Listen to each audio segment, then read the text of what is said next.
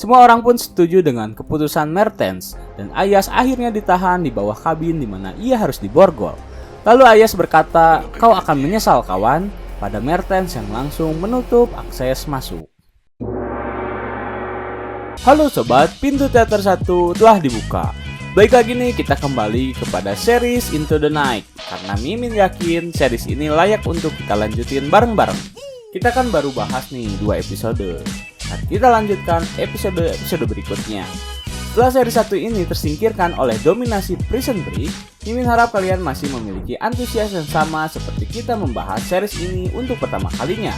Oke, tanpa menunggu banyak lama, mari kita mulai intronya.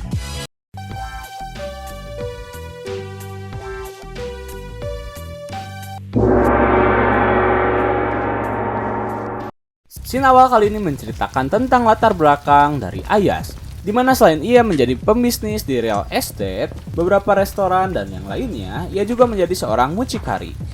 Scene menampilkan di mana ia menemui orang yang memakai jasanya sedang ditahan oleh pegawai di sana karena ia kedapatan melukai pekerja miliknya. Tetapi laki itu membela dirinya. Ia berkata jika seseorang telah dengan tidak sopan memeriksa dompet miliknya, ia akan menelpon pengacara dan kembali ke negara asalnya untuk menuntut Ayas. Namun Ayas tak membiarkan hal itu. Ia lalu menyuruh seluruh pegawainya keluar dan membiarkan dirinya berdua dengan orang tersebut. Awalnya Ayas mencoba untuk bernegosiasi dengannya. Dengan cara, ia akan membiarkan orang tersebut pergi ke negara asalnya dengan syarat ia tak akan menuntut dirinya. Tapi orang tersebut menolak dan ia justru berkata kasar padanya. Akhirnya Ayas mengeluarkan sebuah pecut di dalam laci dan mulai menyiksa lelaki tersebut. Lalu setelah selesai dengan tugasnya, ia pun kembali pergi. Scene kembali ke situasi pesawat, di mana mereka tengah mendarat di suatu tempat untuk mendiskusikan tentang nasib dari Ayas, di mana Mertens bersikeras untuk tetap meninggalkan Ayas di tempat tersebut dan tak mempertahankannya. Pendapat Mertens disetujui oleh Laura setelah ia kesal karena Ayas membicarakan tentang ibunya yang tak bisa apa-apa di Belgia. Tetapi tiba-tiba saja Terenzio membela Ayas. Ia lalu menyuruh seseorang untuk memberitahu Jacob jika mereka akan berhenti di Belgia. Ia lalu menjelaskan kalau mereka akan pergi ke markas NATO karena di sana ada arsip yang membahas tentang sesuatu tempat berlindung yang mereka bisa jadikan tempat. Orang-orang kesal karena Terenzio baru memberitahukan hal itu saat situasi sedang kritis. Tetapi tak ada gunanya untuk memperdebatkan hal itu. Terenzio tak meyakini jika ia tahu tempat tersebut. Tetapi ia yakin kalau NATO mempunyai berkas tentang tempat perlindungan tersebut berada. Dengan syarat, Ayas akan ikut dan harus dipertahankan. Karena ia yakin Ayas bisa bekerja dalam tekanan dan tak ada orang lain setangguh dia dan dirinya. Ia juga menjamin kalau Ayas membuat kesalahan lagi, semua penumpang boleh meninggalkan dirinya dan Ayas di tempat lain. Lalu mereka membuat keputusan bersama, yang hasilnya adalah mempertahankan Ayas dan pergi kembali ke Belgia untuk mencari berkas NATO. Kemudian ia meminta kunci borgol yang disimpan Mertens dan membebaskan Ayas. Saat membuka borgol, Terenzio berkata jika ia tak ingin berteman dengannya. Anggap saja ini adalah pembalasan setelah ia menyelamatkan nyawanya pada saat pencarian tentara. Namun Ayas menganggap Terenzio sebagai rekan. Saat Sylvie sedang berbicara dengan Ines terkait Marsper, tiba-tiba Laura bersama Horst datang. Dan Laura berkata jika Horst ingin berbicara sesuatu dengannya dan Matthew. Akhirnya mereka berdua pergi ke kokpit. Ketika Horst telah berada di kokpit, ia lalu menjelaskan tentang para penumpang yang mengeluh soal rasa makanan yang mereka ambil di Kanada.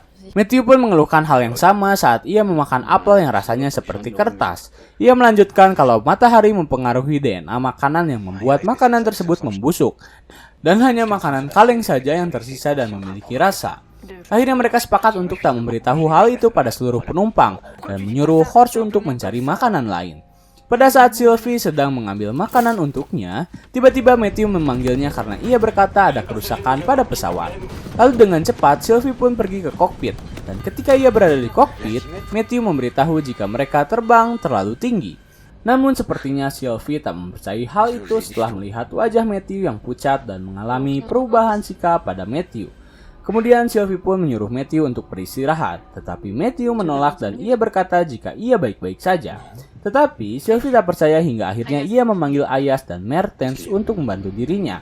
Sylvie pun kembali ke kokpit, di mana ia sekarang bersama Ayas dan Mertens yang sedang melihat keluhan yang dialami oleh Matthew. di mana ia merasakan hawa yang sangat panas, dan ia juga terlihat terus memainkan kerahnya. Lalu ketika Matthew lengah, Sylvie langsung menyuruh Ayas dan Mertes mengangkat Matthew keluar. Dan sontak, Matthew mencoba melawan dan ia berkata jika ia baik-baik saja. Kejadian itu menarik perhatian seluruh penumpang. Lalu Matthew kembali berdiri dan menuju ke kokpit. Tetapi ia ditahan oleh Mertens agar tak kembali menerbangkan pesawat.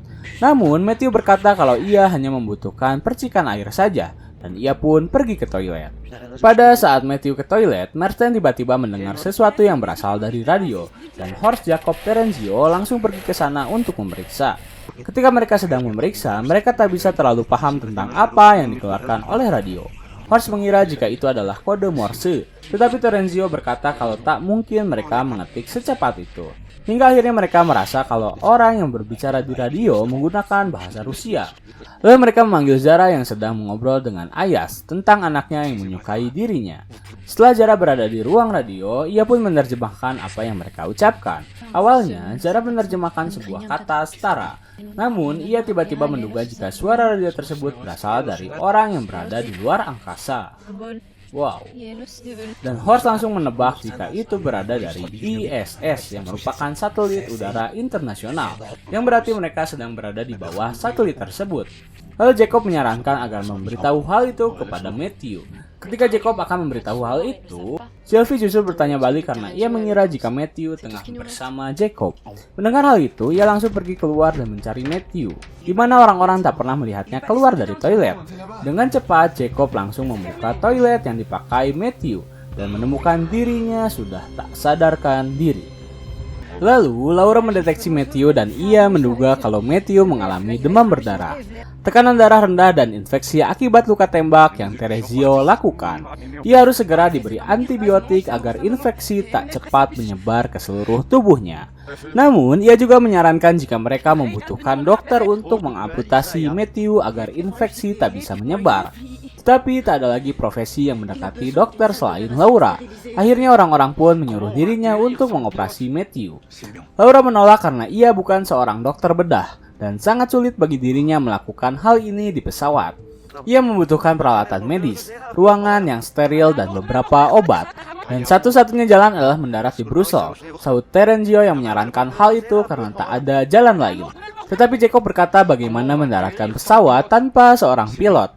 Lalu Ayas menyarankan agar Sylvie yang mendaratkan pesawat tersebut, di mana Sylvie adalah satu-satunya orang yang mengerti tentang pesawat. Namun, ia menolak karena ia tak pernah tahu prosedur cara mendaratkan pesawat. Tetapi tak ada jalan lain bagi dirinya.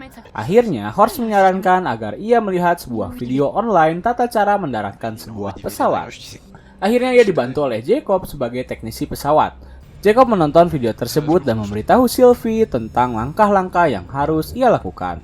Suasana sangat tegang. Di satu sisi, mereka harus menyelamatkan Matthew dan segera mengoperasinya.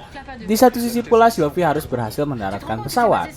Di mana, ketika mereka telah menemukan tempat, tiba-tiba tempat tersebut tak bisa didarati oleh pesawat, karena ada pesawat lain yang menghalangi jalur tersebut.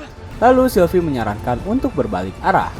Tetapi sayang, mereka sudah terlambat karena jalur sudah di depan mata. Akhirnya, dengan modal nekat dan ilmu yang ia miliki meskipun sedikit, Sylvie berhasil mendaratkan pesawat dengan selamat. Kemudian ia pun keluar dari kokpit, dan ia mendapatkan apresiasi dari seluruh penumpang karena telah berhasil mendaratkan pesawat dengan selamat. Tetapi ia tak mau jumawa, karena mereka hanya memiliki waktu 2,5 jam sebelum matahari terbit. Ia lalu membagi tugas pada seluruh orang. Laura harus mengoperasi Matthew dan ia ditemani oleh Zara yang harus juga mencari obat untuk Dominic. Kemudian ia menyuruh Omar yang mengetahui jalur bandara untuk mencari makanan bersama Ines. Sementara Ayas, Terenzio, dan Mertens pergi ke tempat NATO untuk mencari berkas mereka guna mendapatkan informasi terkait keberadaan tempat berlindung. Dan Jacob bersama Sylvie mencari akar permasalahan dari pesawat tersebut.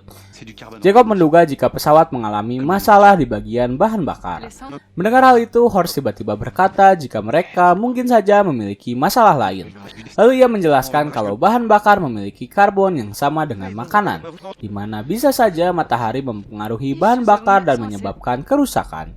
Dan episode kali ini ditutup dengan Sylvie yang kebingungan karena tak tahu harus bagaimana. Bersama Nah guys, segitu dulu untuk episode kali ini. Ditunggu aja episode selanjutnya. Like, comment, subscribe, dan jangan lupa nyalain lonceng notifikasi biar gak ketinggalan episode selanjutnya. Pintu teater 1 telah ditutup, dan salam untuk keluarga di rumah.